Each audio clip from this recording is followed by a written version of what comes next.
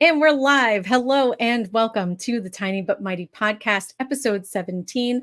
I'm your host, E. We celebrate small businesses exclusively, always here. I'm also the founder of Main Street E-Market, but I am so excited for you to meet our guest today, Christian Ortiz, who is the founder and CEO of Mod Atlas Media, which is a pretty impressive social media marketing company unto itself that is dedicated to DEI, who is also the founder of Justice AI, which is a way that he is looking to automate activism over the course of time, which I am so excited to talk to you more about. And we're probably going to get into the weeds about that.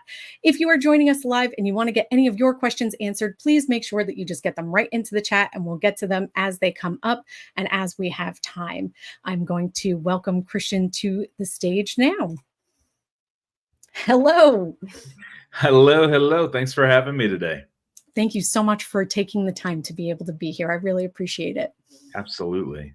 All right. So let's start off with just a little bit of background about you before you owned businesses. You know, what's your story that made you decide that you would do this?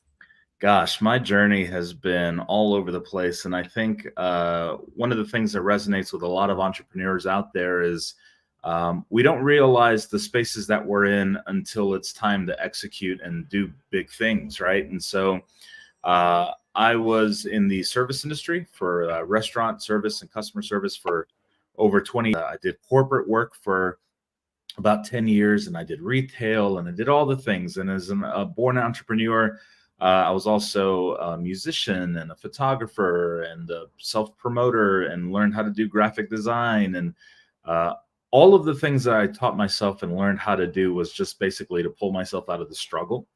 And it wasn't until 2019 that I realized that I unintentionally built a brand that was very powerful in my creations. And so I created Mod Atlas Media and I never looked back. That's awesome. So 2019 is the founding of it all the way to today, 5 years. How has that changed over time from when you started it, which sounds like it was kind of a necessity? It showed up, it was there, made sense. How has it changed over time? It definitely was spawned through necessity. I had quit my corporate job, which I was super cozy in. I just was it was corporate, right? And when we work in those environments and we're meant for more, we realize that we have bigger and better things waiting for us. And so out of the necessity, it came right before COVID. And so I had the ability to support small businesses through marketing, and through all my marketing experiences, I had built my brands, for the last 20 years. And so I had all the experience that I was just sitting on. And that was the main focus, leading all the way up to today, where, like you mentioned earlier, I created this AI. And now we've taken this major pivot into not only how to market yourselves, but how to create inclusive environments within your small business to large organizations. And I've worked with mom and pop shops all the way to the Disney Corporation and Delta. So my portfolio is vast. And as a small business, as a one-man media company who's worked with single contributors, it's been pretty amazing just to see how it's evolved. I love that. And your dedication to small business as well is very values aligned for me. So, of course, I love that piece of it. We always have to talk about small businesses here for sure. And it's even better when your small business can serve a small business too. 100%. And it's a testimony, right, of the power that we have as small businesses. There is no limit to the amount of reach that we have and the amount of impact that we have with our passions and our purpose. Love it. So what did you want to be when you grew up, when you were little?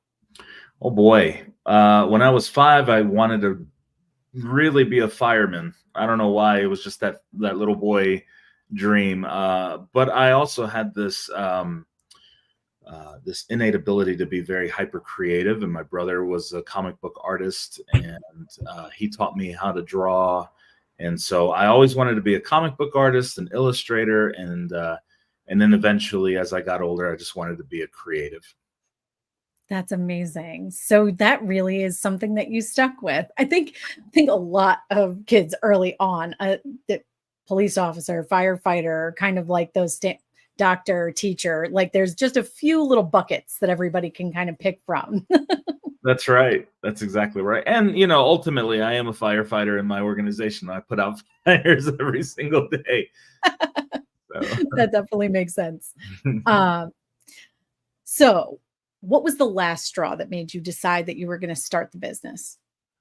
so I have been highly involved with social activism probably since 2015. I had my racial awakening, as I call it, when I was 11 years old, where the realities of racism and the systems that were at play or that are in play um, became a reality early, but I didn't get highly involved until about 2015. And so, as I am working in this corporate industry at the time, I worked for one of the largest credit card processing companies in the world. I fell victim to, and I hate to put it that way, but I mean, I fell victim to what we hear so often that happens in corporate spaces for people of color, where I'm pigeonholed into a position where my leadership was just blatantly racist and just the terrible human beings. And there was nothing I could do within the organization to get out of my position. And I was left with the decision on what are you going to do? How are you going to stick this out? How are you going to play uh, the game moving forward? And I finally just took a self-reflective look within and understood what I'm not only capable of, but the things that I've done. And I made that conscious decision to just leave. And in 3 days, I got my business license and I started my social media marketing business because I already knew what strengths I had. And I just had to do a lot of reflection and really understand the trajectory that I wanted to go and literally take that leap, as they so say in the industry.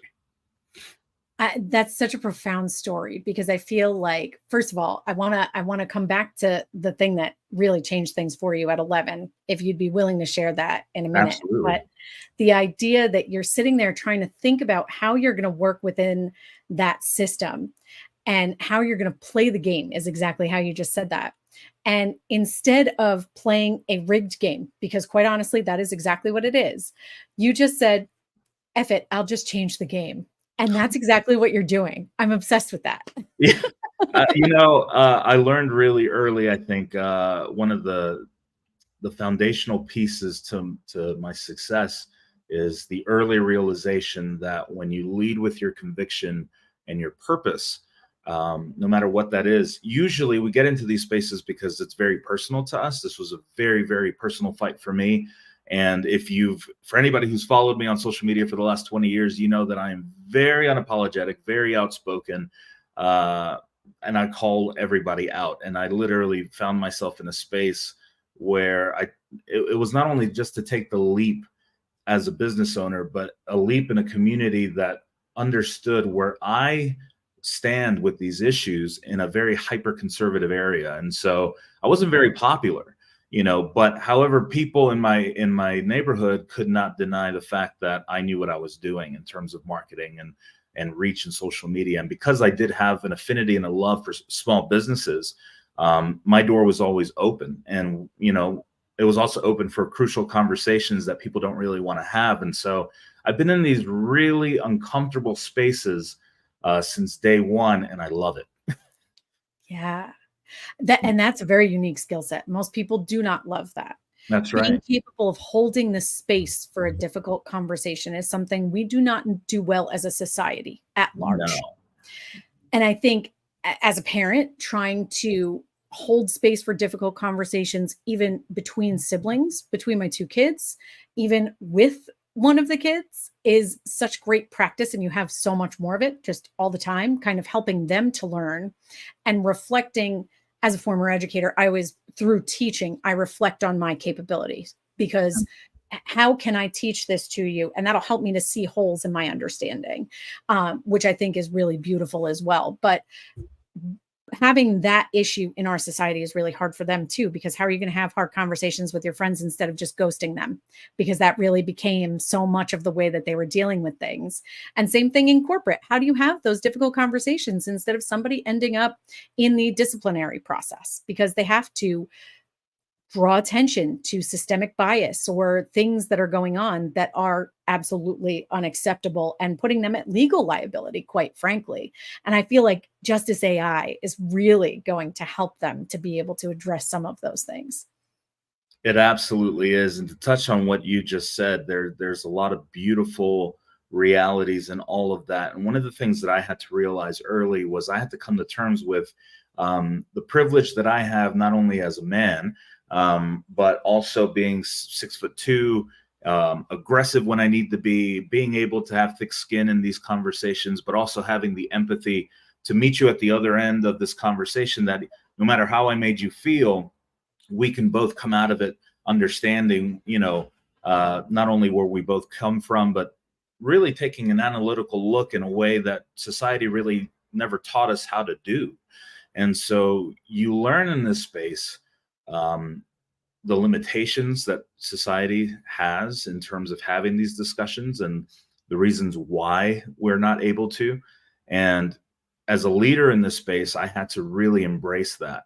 And so to be able to translate that into Justice AI, into AI, period, is just huge. And I know that I'm ahead of the game, and AI is scary. And the talks of DEI is scary for the most of society. So I'm working with juggling fire, without a doubt. Yeah, but it sounds like you're the right person for it, and you feel like you know that you're aligned every day, which is important. 100%. I 100%. love that. So, can you share that story? What was the thing that really brought you to that at 11 years old? Oh my gosh, yeah. So it was so interesting. I was born and raised in California, lived there until I was 5 with my mom and two brothers. And we moved during the LA riots, right before they happened, right when Rodney King and all of that was happening.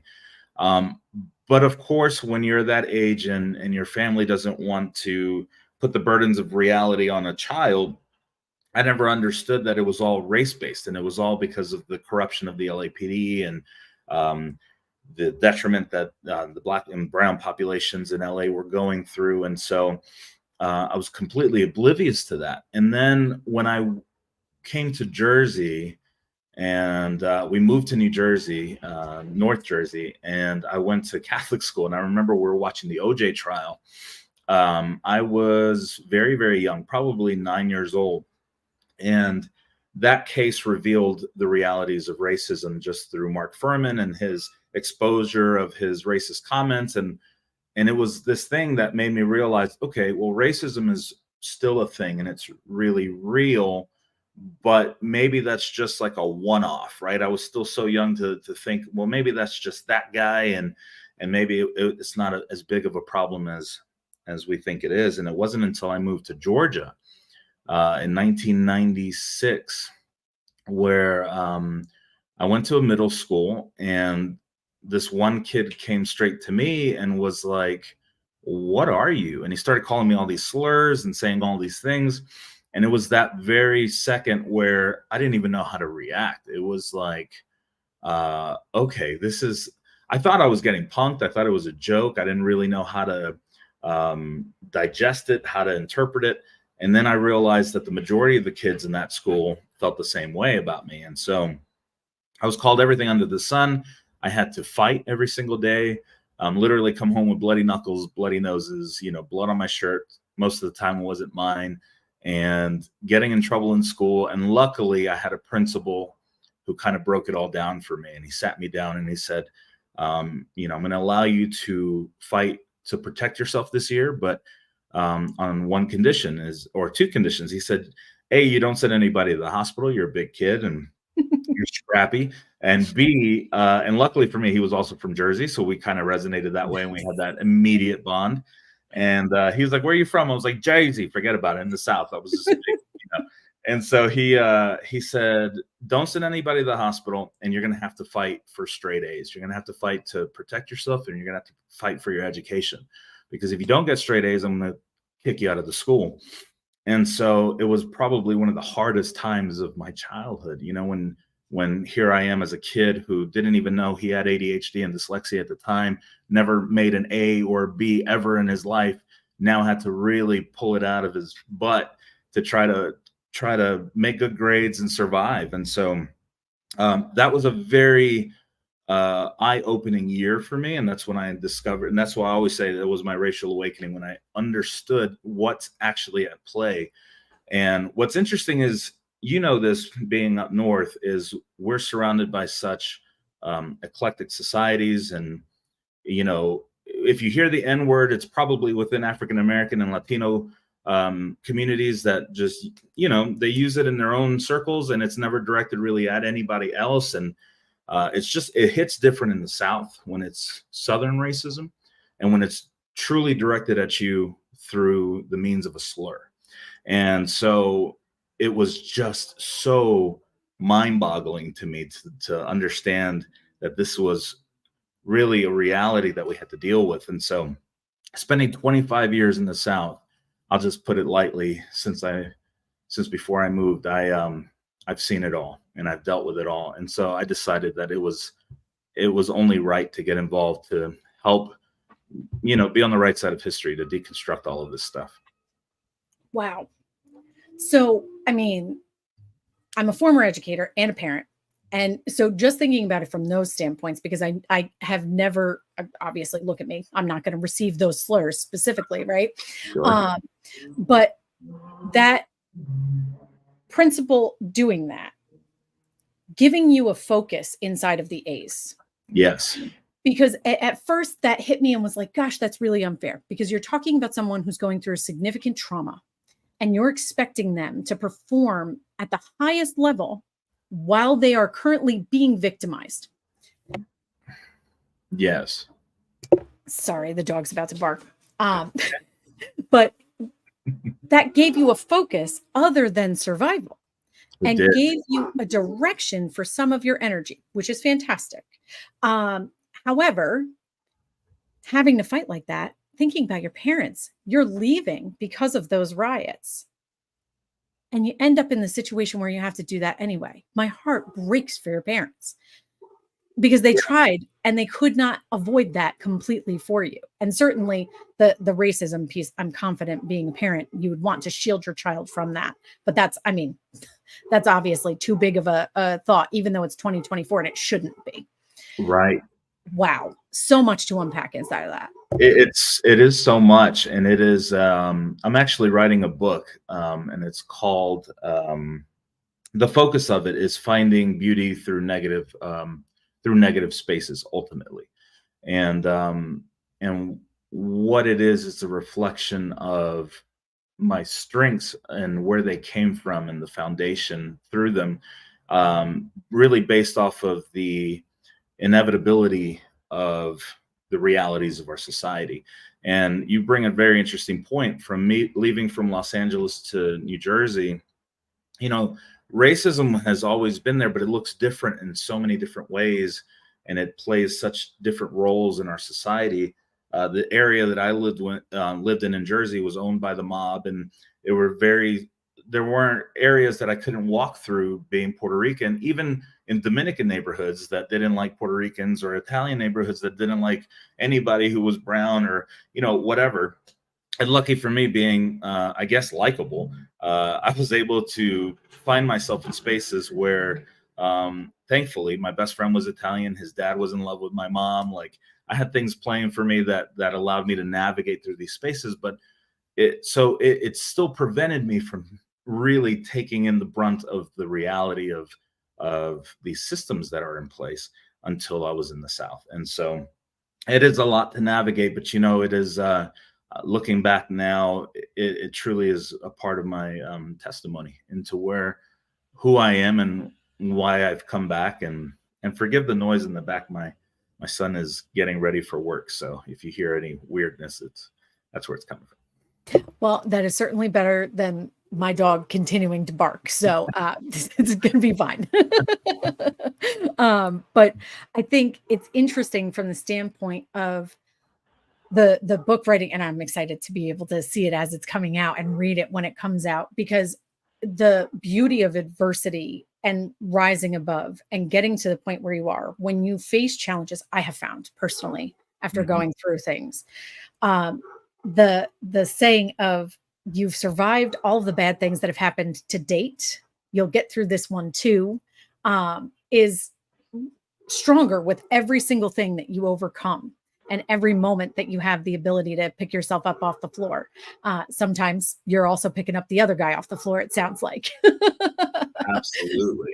But it's interesting also because, how's that air up there? You're in Colorado, so the air's already high. You are very much taller than me. So I'm down here at sea level and a foot shorter. So that's some rarefied air. Absolutely. It's beautiful now. It's I can actually breathe for one of the first times in my life. I feel like it's I'm hyper focused, and thankfully I am so driven through my experiences, and ultimately I see the big picture, and I know what I'm sitting on in terms of my business and this AI and my purpose. That when you become this hyper focused and this self aware, and you are able to pull yourself out of those experiences in your life, and you're able to reflect back and use them to kind of just propel you through your perspectives, then I think ultimately the job becomes easier. Yeah. Yeah. Post-traumatic growth is something that I've been seeing a lot about recently. That is huge. Yeah. It's so It, true. and it feels more like a slingshot than the start of a race. That's exactly right. That's exactly right. If you were to ask me 10 years ago, if I would have ever seen myself in this space, I would have told you you were absolutely crazy. Even though I was building my brand, and I was getting to know all of these things, I had no real awareness of what was actually at play. Even 5 years ago, even in the start of my business, this is ever evolving, ever changing, ever growing.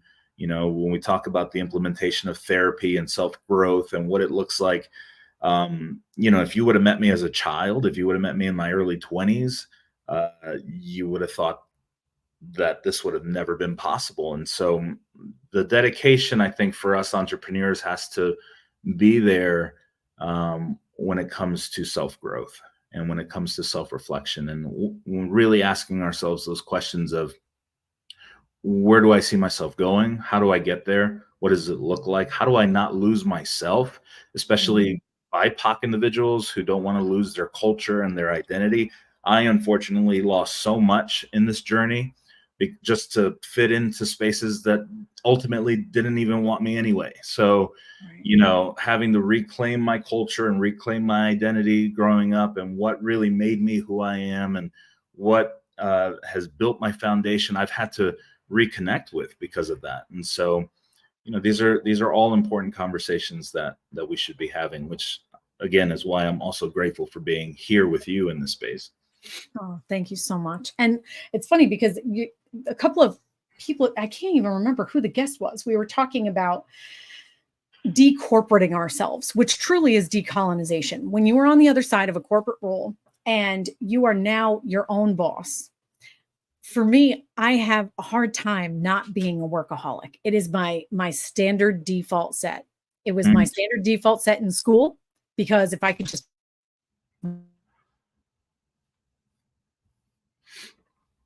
do the things that I wanted to do in the spaces that I wanted to do them in, and if I just worked harder, then that person next to me, whoever they were, that was getting more privilege and more opportunity, and they're looking at me in corporate, and kids and all of those kinds of things. Are you going to be the first one that we're going to promote? Those kinds of challenges. I could just work hard enough, I could prove to them that that's not it. And my husband is a true life partner. He is not the kind of person that mails it in. So I don't have the ability to work from 8 a.m. to 8 p.m. to be able to get started in my last role and to start up this business and all of the things that I've done over the course of this, if he's not an equal partner and then some. But people don't make those assumptions when they see a femme presenting individual walking in the door. What they assume is that I'm going to be the default setting for the school to call. Now, don't get me wrong, even though he was the default setting for the school to call, they were still calling me, even though I was in back to back to back to back to back meetings, which was fantastic trauma for the kids. But we got to build character somehow, right? No kidding. Crap. So, for entrepreneurship in general so far, what would you say is the hardest part? I think the hardest part, to be completely honest, is being honest with ourselves. Being honest with what we are capable of, and also understanding the why, in terms of why do we get into business to begin with. Because you have great entrepreneurs and you honestly have crappy ones who go into it with the wrong mindset. And so I would say that is probably the hardest thing to determine right from the start, is to have the self-reflection, to ask yourself, why am I doing this? What is driving me in this? Because that question is ultimately going to determine everything, right? Why are you getting into this to make money? And I mean, obviously we all do, but in a servant leadership, and I try to not use that word so loosely, that concept says, when you serve others, when you do for others, then the money's going to come automatically, regardless. Your status is going to be there. Your success is going to be there when you prioritize the needs of others, and because that's what business is all about. But a lot of people just get into it because they want to get rich quick, or they want to get rich fast, and they come up with all the ideas to make money, and it just leads to really crappy entrepreneurship. Yeah. Wow. And that purpose and alignment with why you're there helps you in the moments that things get dark. Mm. And they do. They do all the time. Yes. And never stops. Yes. Wow. Right. That's awesome. Mm-hmm. What's your favorite part, though? My favorite part is watching people's faces drop when I show them my creations, and when I show them the services that I offer and the things that I do. I love that. It's amazing just to see their reaction. With the finished product? With the finished product, or even ideas, or seeing the potential of where I'm going. But it's easier also for me because my brand is built through my creativity. So through my videography, photography, I have product and portfolio that I can show. But even with this AI, introducing this AI into concepts, I don't want to speak for anybody, but just every time I show it, people are just like, oh my gosh, this is like phenomenal. And it makes me happy just to understand that there's such a large number of individuals who see the need for these things too. Oh yeah. And so to break the third wall here for a second, we were talking about this yesterday, but I've been following your social media on your Mod Atlas media, as well as your personal social media, for a while now, and watching the things that Justice AI can do. We have to have it. Like this isn't an optional thing. This has to be inside of your organization.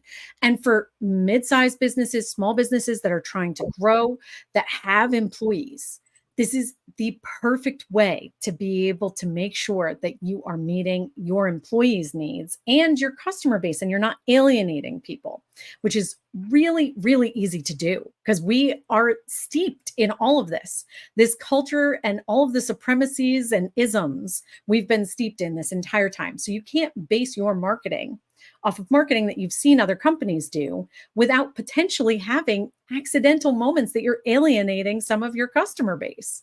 100%. 100%. And when you're running an organization, especially a Fortune 500 corporation, which is who I'm targeting specifically with these things, one of the areas that all of them miss the mark on is not only taking care of their customer base, but their internal culture.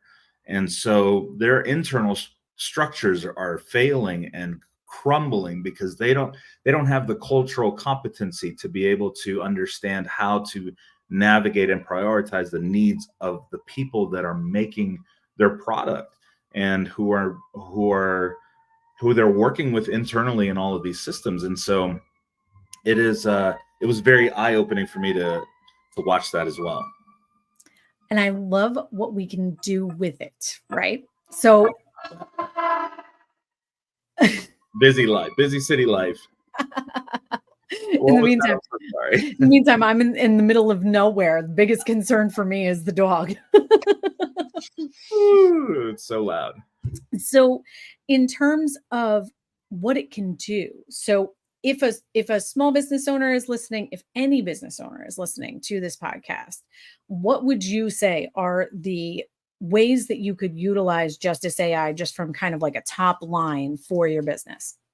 Yeah, absolutely. I think for small businesses, the beauty of it is that it becomes a tool for the individual. There are a lot of us startup companies it's just us, right? We can't afford a team. We can't afford a marketing team. So we do everything. We use all the tools to create content for you. And we post and we schedule and we have to create product, and then we have to learn how to market ourselves. And some of us hate the way we sound on camera, and others hate the way we look on camera. And we have all of these things that are, battling ourselves. I don't know how to speak to diverse cultures if I'm a white person. I don't know how to speak to white people if I'm a person of color. And so there are all of these real gaps that we deal with as entrepreneurs from so many different backgrounds. The beautiful thing about Justice AI is that I developed it through OpenAI, so it works just like Chat GPT.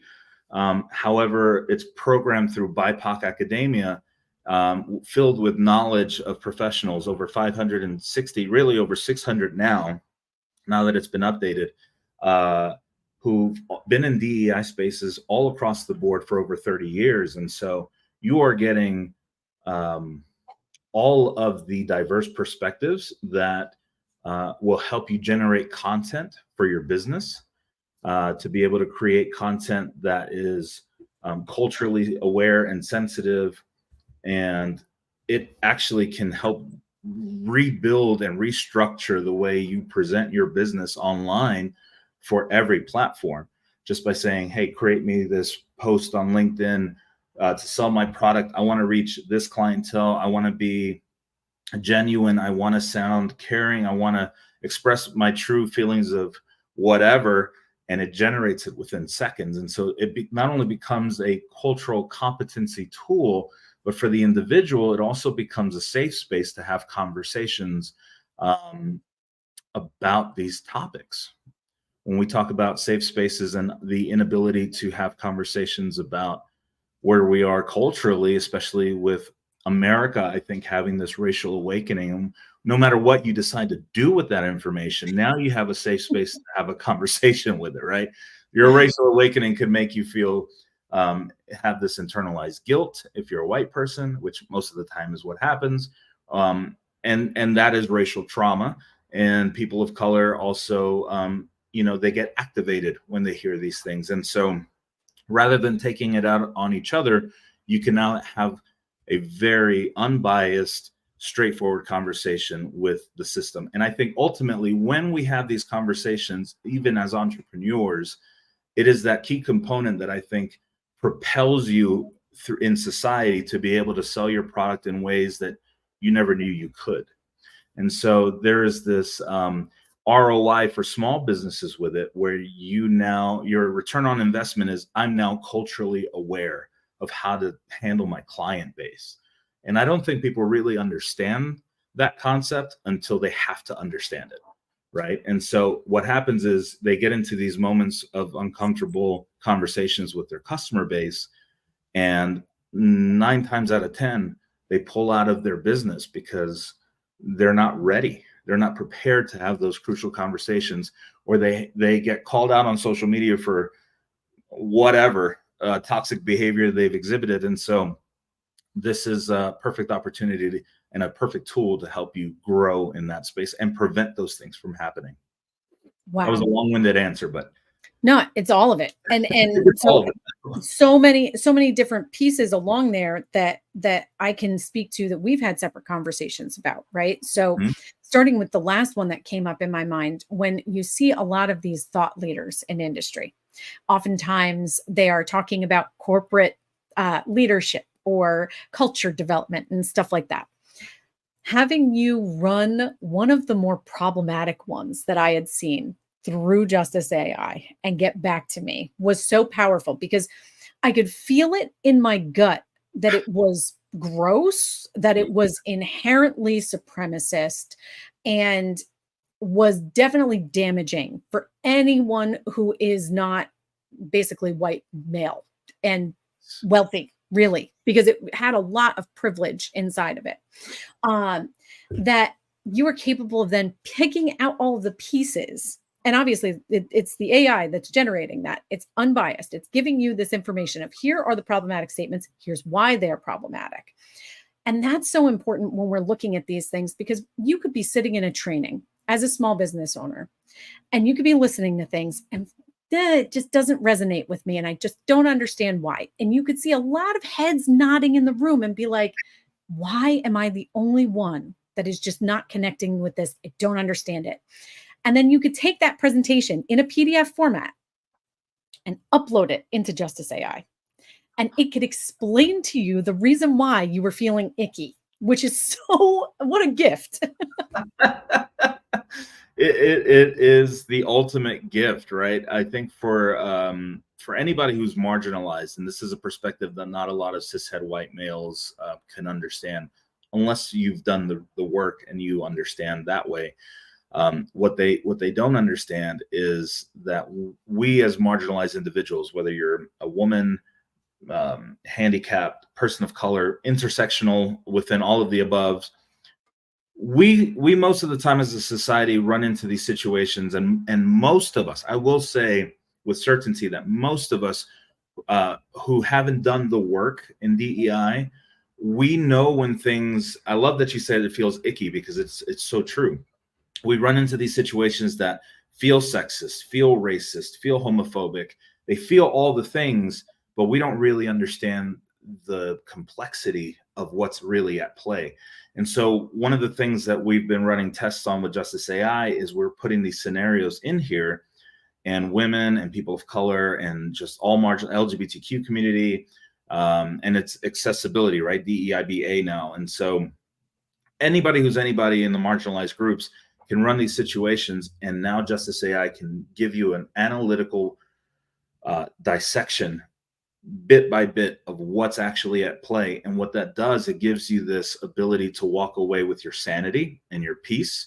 And you don't have to say, I'm not crazy. I thought this felt this way. I just didn't really know why. And then you have the power. You're empowered to move certain different ways. You can say, how do I respond to this, being that it came from my boss at work, my best friend, my mom, my brother, my girlfriend, my wife, my husband, my partner, in all of these situations, so that you can either choose to maintain and work and navigate around individuals, or you can choose to put your boundaries down and learn how to build your boundaries through the app and walk away. It is the tool that society needs and has needed for the dawn of time. And so I'm super proud just for that aspect alone of what it can do. Yeah. And it's a safe space where you can ask those questions and you don't have to worry about somebody overhearing you. This isn't going to HR because HR is not there for you. And I've talked about that on my pages before because they're not here for you. They are here for the company and to protect the interests of the company. Now, I feel like HR and DEI professionals could absolutely benefit from this. And even just the fact that you said DEIBA, we had discussed that yesterday. And you don't want to ask, you don't want to sound silly, especially a lot of leaders who are a little bit more ego driven that don't want to ask that of someone in front of their teams because they don't want to impugn their own intelligence. Yeah. They have a spot where they can go research that. And you might have ridiculous questions that really you don't want to tokenize an individual, that one person who's trans that you know loosely. You don't want to be the only person that you're asking every single question about the trans experience to. And so many of them will say, I'm not speaking for everybody, but this is the situation, because you can't speak for everybody. It is a very nuanced thing, but you can get that nuance out of the report from Justice AI. You can see some of those complexities inside of it. And then asking it the questions about the implementation on the other side, which we Mhm. walked through yesterday, where you were able to upload a file. It showed where the biases were inside of this document, and then ask it for, okay, how do we address this for our team? So here's the issues that exist. Sure, we could change a policy, but it's not just a policy.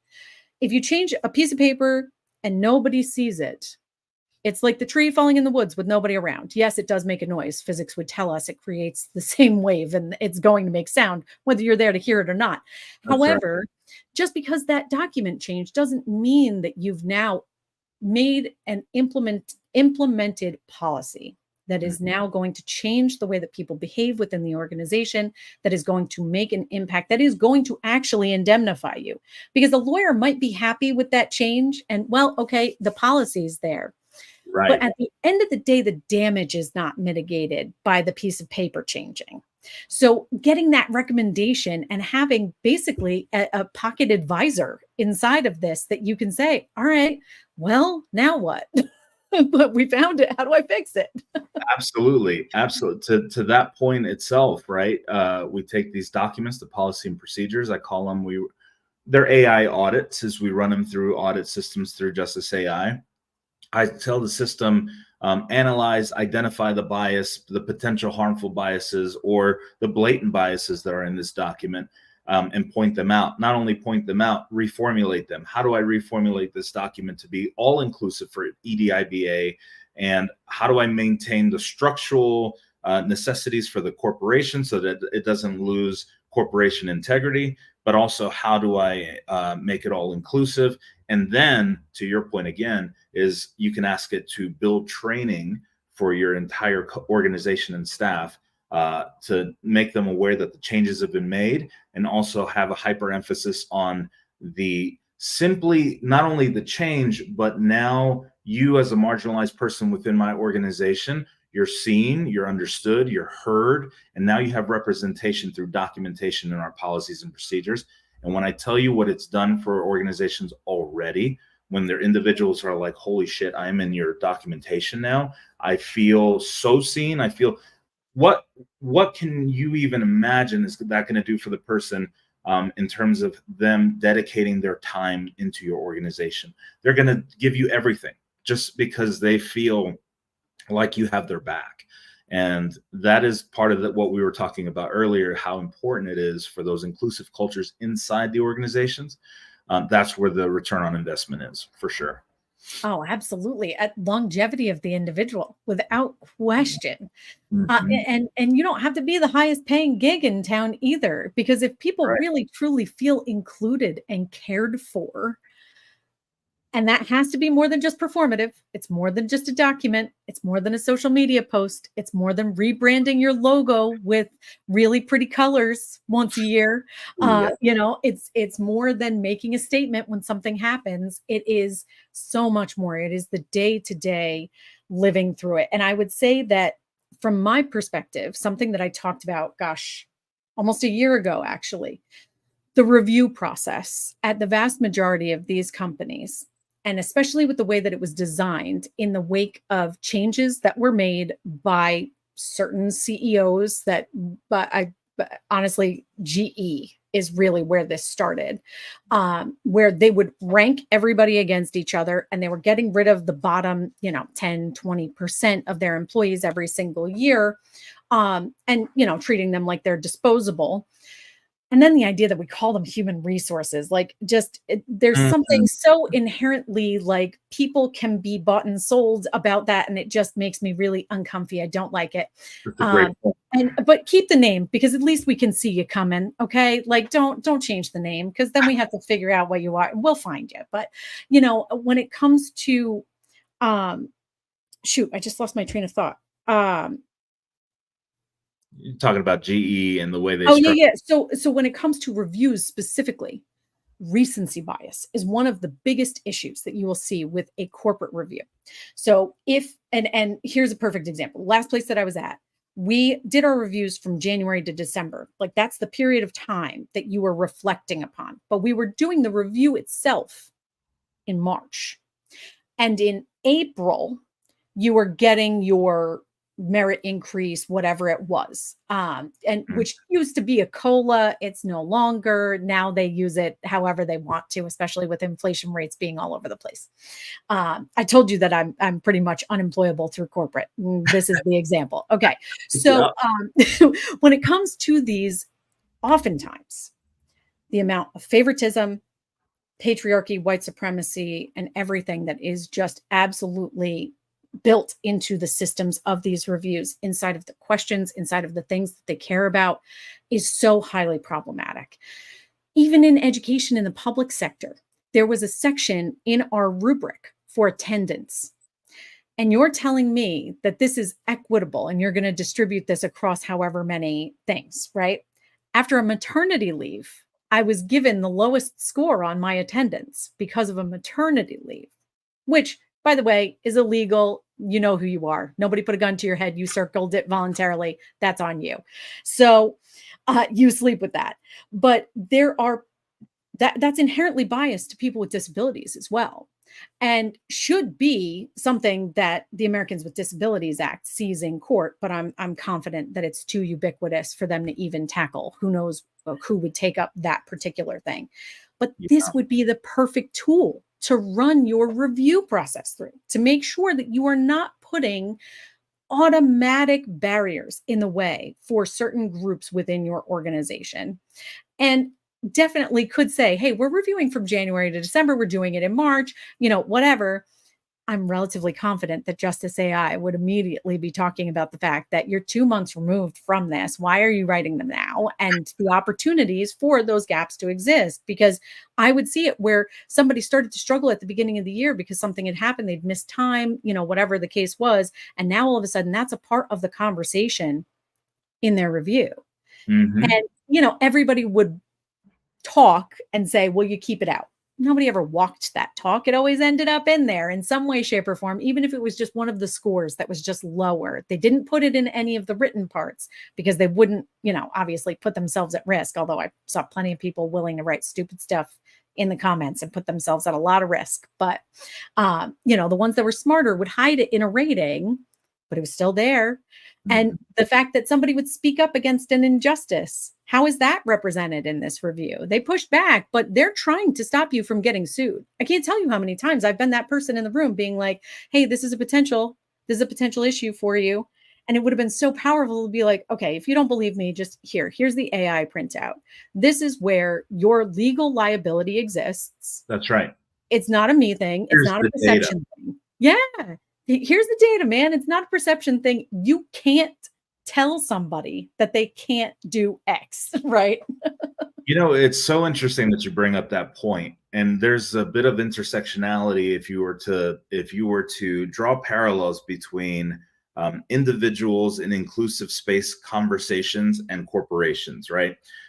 You're going to have a lot of liberals, white liberals, people of color even, who are in spaces who it's the illusion of inclusion is what we call it, where I am doing all the things and I'm learning and I'm educating and I'm doing this, and I want to be seen as a leader in this space. Corporations, that is such an even more hyper reality for them, because reputation is everything for them, and we're talking about billions of dollars in reputation simply for DEI, and it becomes a threat when they miss the mark. And so to all of the corporate executives who are going to be watching this, I know that your question right off the bat, because you and I were talking about this yesterday, is the first thing that I get met with is, what's my ROI in DEI? And my answer is, just last year alone in 2023, the Fortune 500 alone spent $127 billion on discriminatory lawsuit practices, both from discriminatory practices in their field and people quitting and turnover rates because of discriminatory practices. And so, which tells me ultimately that they're all unequipped to do what's necessary for this. And so it is, and I say all this to say that, going back to your conversation just a minute ago, what I've realized, what this boils down to, is corporations have to be vulnerable and they have to be honest within themselves. And so what they don't like is accountability culture. It's never cancel culture. It's accountability culture, where we hold you accountable for where you're missing the mark. And when it comes to egos and the people that drive these Fortune 500 companies, and we've been an organization for over 100 years, well, of course we know what we're doing. They don't want to hear the realities and the truths about these. And so it does take that individual, that shark, to go in there and bang that door down and say, y'all are effing up big time. And here's the data. Here's the proof. It's indisputable. And now you have an opportunity to make the real change that's needed. And I think where it puts me in an advantage is that I'm very vocal online. It's not so much that I'm going to call these companies out, but when you have a platform as large as mine, where it's basically 1 million followers all across all my platforms, enough people will start waking up to the idea that that this is a reality. This is a reality that they are not addressing. Yeah. Accountability culture, not cancel culture. It's 100%. So we talked about Brene Brown the other day, and Brene Brown is the person who talks about staying awkward, brave, and kind. She talks about vulnerability all the time. And so without question, I think if you're going to lead through change, she'll tell you that the research says that you need to be vulnerable in order to be able to do so. And that vulnerability is required so that you can take in information from your team and you can take in new data into your data set and now utilize it in a different way moving forward.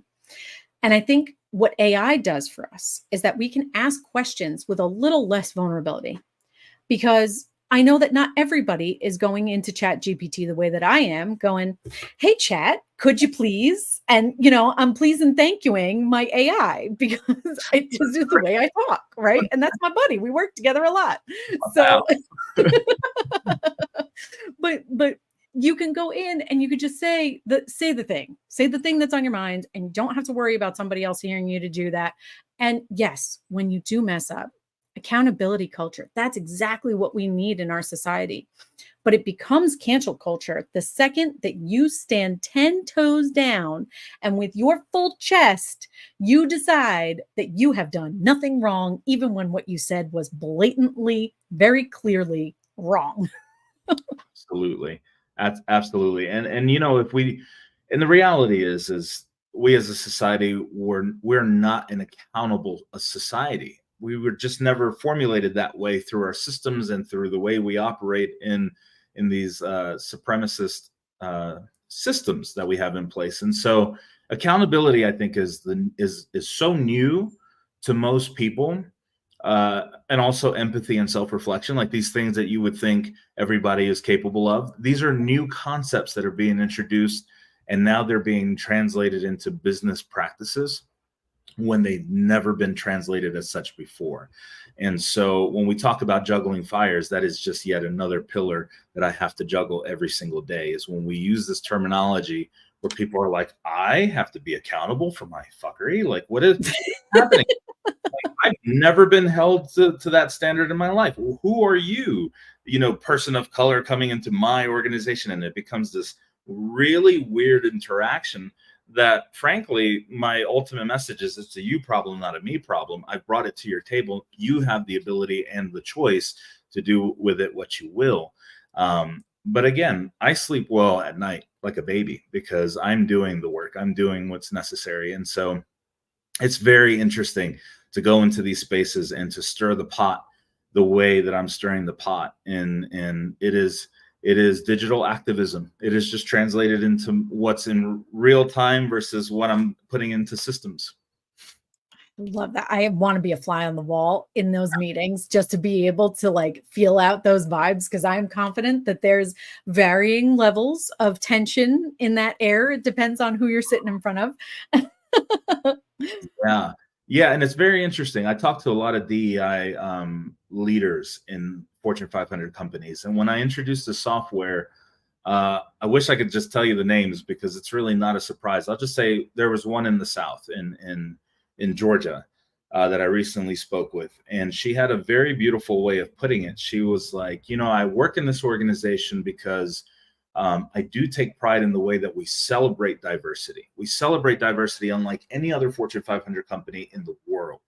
The problem is that when you actually are implementing change that is going to foundationally change the structure of the processes that were put in place in the 60s and 70s, then for lack of a better term, the crusty white dinosaurs that have been in power and in these boards, they're going to raise all the questions and have all the concerns. And so it gets to the point where I can't even get into a conference call with said individuals because they're automatically shooting the idea down. And so what it does is it unveils the performative representation and the performative actions of these Fortune 500 companies that are flexing so hard on their documentation and online and on TikTok and on Facebook ads with, we do this for diversity and we hire these, but the reality, it's all performative. And so it gives me the opportunity to even up the ante and really have even more uncomfortable conversations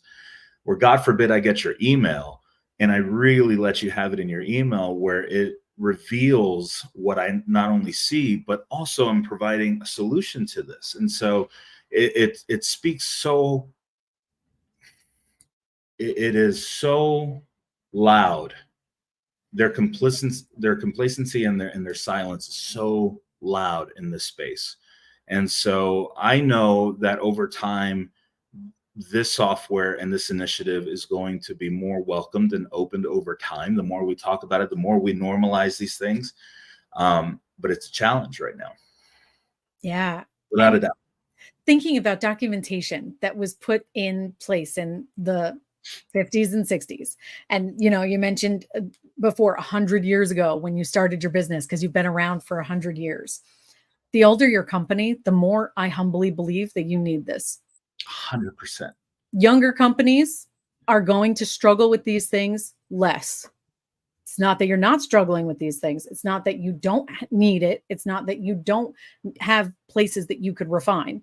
However, your starting point is just a little better in terms of the Overton window. For sure. For sure. No, that is a valid assessment, no doubt. Thinking about self-awareness though, and this comes up, self-awareness, self-reflection comes up all the time in these interviews, because as an entrepreneur, if you are not self-aware, you will not succeed. You will collapse because you will not meet the needs of your customer base. You will not get your goals accomplished because you will run a million miles an hour in the wrong direction for too long, spend too much time, energy, and money, and you're going to go toe up. But the idea of self-reflection being self-accountability is what really came up, because you can reflect all day long, but are you going to hold yourself accountable to doing better tomorrow? That's it. That is exactly the missing puzzle. People are like, I self-reflect all the time. I'm like, yeah, but what you see is something you really hate and that you don't like, and you don't know how to, with self-reflection, the purpose of self-reflection is figuring out what your next steps are in your personal growth. That's the only purpose of self-reflection. And so you can self-reflect all day long. But if you are not putting in the processes for growth, which I believe DEI is, that is what DEI is. It is the next steps in humanity for our growth and evolution as a society, so that we become the best selves of ourselves and we evolve into the best society that we can. That is the power behind DEI that nobody really actually talks about. Absolutely agreed. Absolutely agreed. Because we can't get there unless we do it all together, but we have to do the individual work too. 100%. You're not any good to your team if you're not growing on your own. Man, I love this. Okay. So one of the most valid points for sure. So yeah. I want to ask you one closer question. I know we're at our hour. We could talk for honestly another like 3 or 4 hours. For sure. This is so fantastic. But if you could change anything about running your business in the day-to-day, I'm going to give you a magic wand. So you don't have to worry about red tape. You don't have to worry about laws. You don't have to worry about anybody in your way, but you could change one thing about running a business in the United States or at all. What would it be? I could change one thing about running my business. That's a really good question. One of the strange realities that you come to when you are not only an entrepreneur but a social activist is this conundrum of battling with, here I am deconstructing white supremacy and oppressive systems, which capitalism is an oppressive system. And yet here I am having to play the game in trying to build inclusive spaces within an oppressive system. That has probably been the biggest challenge for me. And how do I communicate and promote entrepreneurism and self-employment, which has also been one of the driving forces of why I'm a one-man media company, is because I don't ever want even the ability or the option to find myself in a place where I'm even unintentionally exploiting someone else from their work. And so, having to worry about titles and individuals who and play the whole corporate structure game. I'd rather be a one-man media company solo entrepreneur to reinvent and reinvigorate this ideal, this oppressive capitalistic system, to show people you don't have to play that game to actually be at the same level as said CEOs and other corporations. And so, to answer your question, I think if we were able to completely reform capitalist systems and business as a whole of how they operate, I think that's where I would be going. I hope that makes sense. It does. And it resonates really hard with me. I can't tell you how many times a day I have conversations about the fact that I wish money wasn't really a thing. It's just a made up construct to begin with. For But the sure. fact that the people who need my help oftentimes can't afford my help. And so what I'm trying to do in a lot of moments is find other ways to create revenue so that I can help the people that I want to help. Because at the end of the day, the big guys, they have enough. They don't need me on their team. They already showed me that they'd rather have, that white guy that they promoted instead of me. They've already showed me that that's their preference. Cool. Have him, enjoy. But these folks, when I walk in the door and I say, "Hey, what's going on? What do you need?" And they go, "Well, oh, well, I could help you with that." Really? Oh, thank you so much. That's And right. those responses are like, "Well, okay, now I'm going to run headlong through a brick wall just to be able to make this happen for you." But then we have these balances of capitalism and trying to be able to get bills paid and all of those kinds of things. And if we didn't have to do that, imagine how many other people would be chasing their passions, which is probably one of the reasons why we've continued in this system, because you can't have everybody chasing after the things they're good at if you're going to have enough people making your widgets, which they're not really interested in. That's exactly right. And that is such a terrible reality that we're dealing with. And one of the things, another realm that I've realized that corporations fail and starting entrepreneurs fail, is that they don't understand that abundance is a reality. There is so much abundance that, Yes. that it doesn't matter if everybody in the world was a marketer, it doesn't mean that everybody would want to come to you.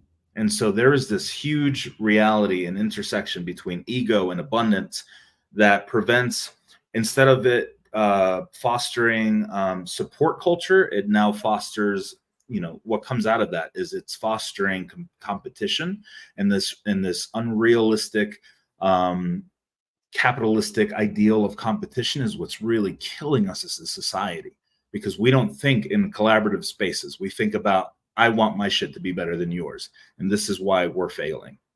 Yeah, agreed. And it's not just that I want to be better. It's a zero sum, weaponized, you must do worse so that I may feel like I am doing better and I must also do better. Absolutely. I will sabotage your business. I will talk shit about your business. I will absolutely make sure that I'm seen in a better light and that you're looking like trash. Yep. It is exactly the reality that we're dealing with. Yeah. And the corporations that continue to buy up all of the ad space and advertisements between you and I. if I could change one thing in the capitalist system, it would be the advertisement game, because 100%. Amazon spending $44.4 billion on ads, that puts you in a position. What small business could compete? Come on. What mid-sized business could compete? They couldn't. It's not a possibility. There should be limitations to those things because they change the game and they make it not a game. For my audience who's going to be watching this, can you break that down and what that looks like per hour? Per hour, I'd have to do that, but per second, it's a little over $1,400 per second, which the average small business second.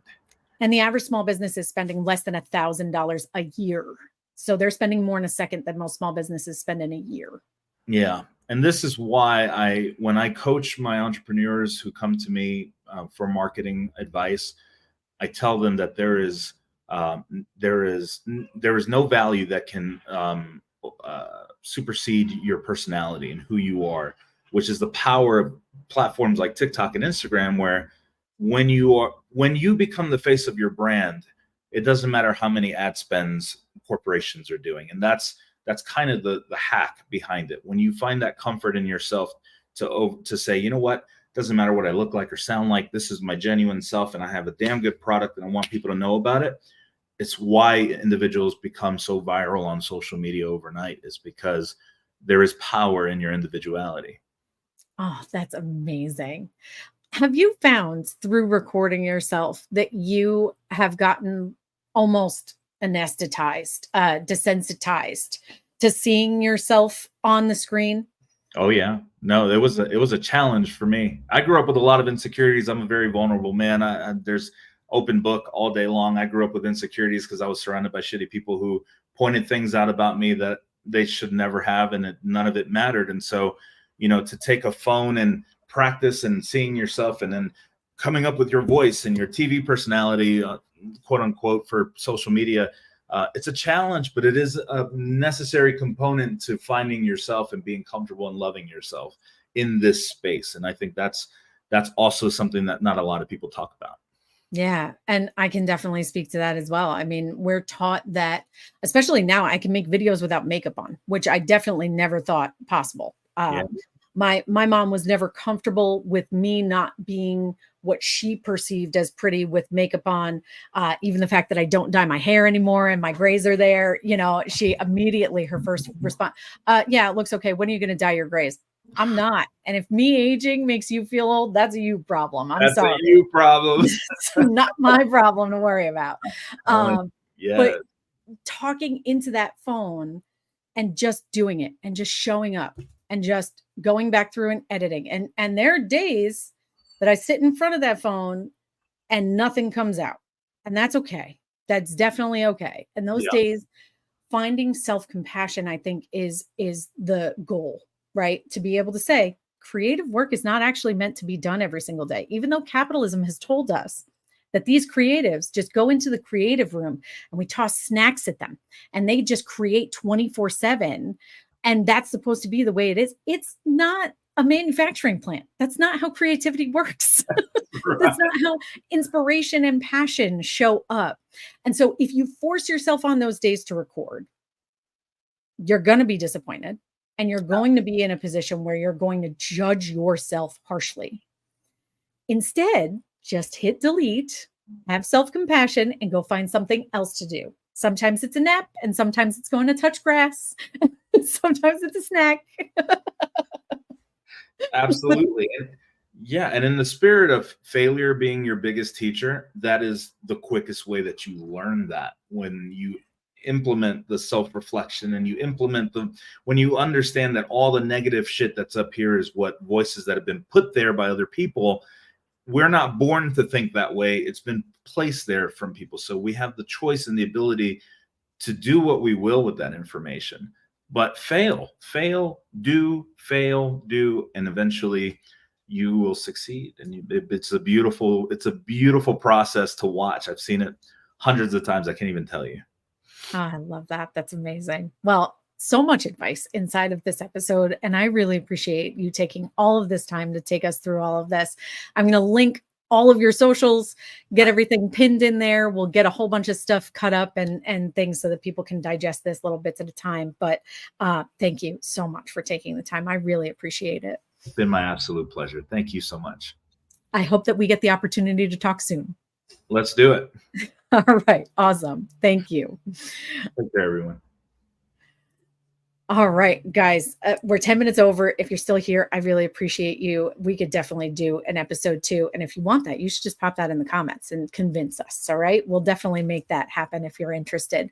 Make sure that you are getting to Mod Atlas Media and Christian Ortiz on everywhere socials. If you're seeing this right now, or if you got here from those posts, make sure that you are following and sharing that out to other people, because we need to get the word out about Justice AI in particular. If you're a small business owner and you want to find out more about Justice AI, please reach out to Christian directly. He would be happy to walk you through it.